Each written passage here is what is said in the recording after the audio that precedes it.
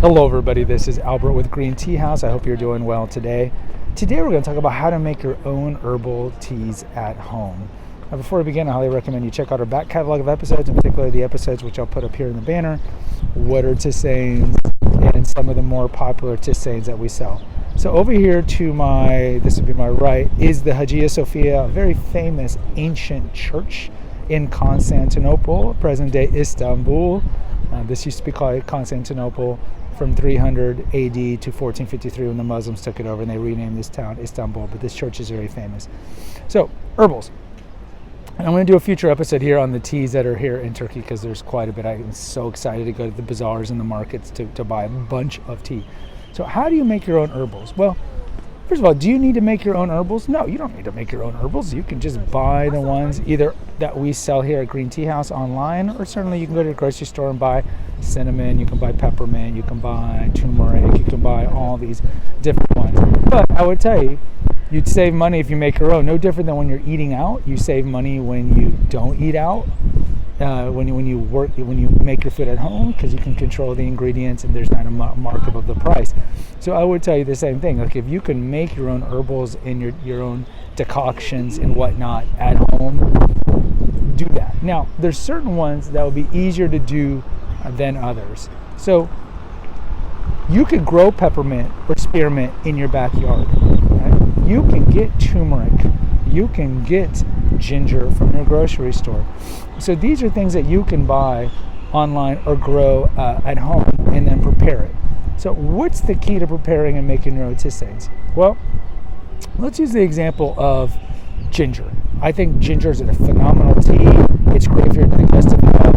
It has a great smell. Some people like it with the combination with lemon, like a lemon ginger. Ginger is great. So let's use ginger or turmeric. Turmeric is a great anti-inflammatory.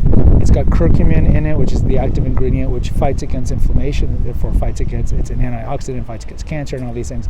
And in this part of the world, in South Asia, East Asia, they use turmeric quite a bit, especially in South Asia and a lot of their curries and so forth. It's a very common spice.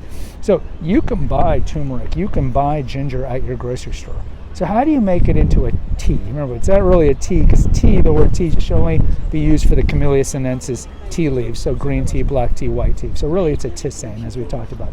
And you don't necessarily want to call all tisanes herbals, because herbal would suggest it comes from an herb, and you look at something like ginger comes from a root, cinnamon, for example, is not an herb, and there's some that come from the leaves of flowers like rosehip.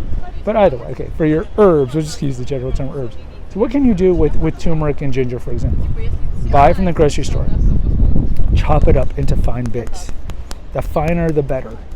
Slice it up. If you have like a cheese grater, you can use those really well with ginger and turmeric as well. Just get it into the smallest bits possible. I want to make sure my bag isn't stolen. So get it into the smallest pieces possible. Then, if you have one, use a dehydrator, because a dehydrator will serve the same purpose that we do with regular tea, green tea, black tea, where moisture should be removed from it as much as possible.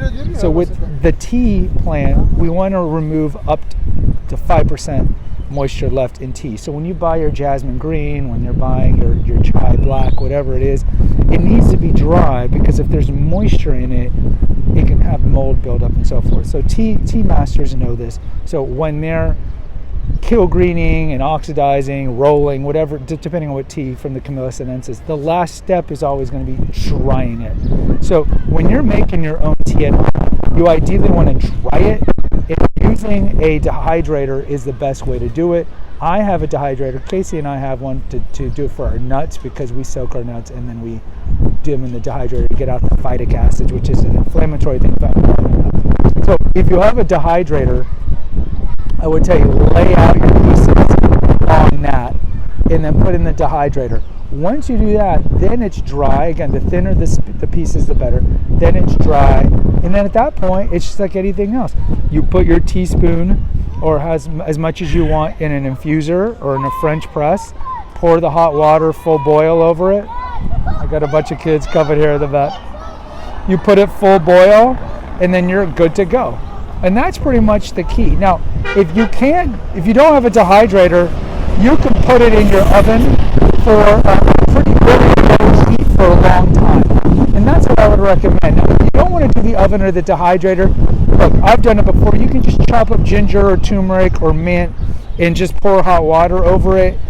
In my experience, it doesn't come out nearly as well as if you can dry it. So that's how you make your own herbals or your tisanes at home. And again, not all of them you can do at home. Sometimes you do have to buy them already prepared and dried, but these are just some common ones that you can make at home on your own. Guys, post in the comments. Let me know what your favorite tisane is if you've ever done these at home. I'd like to hear from you. Until next time, take care. God bless.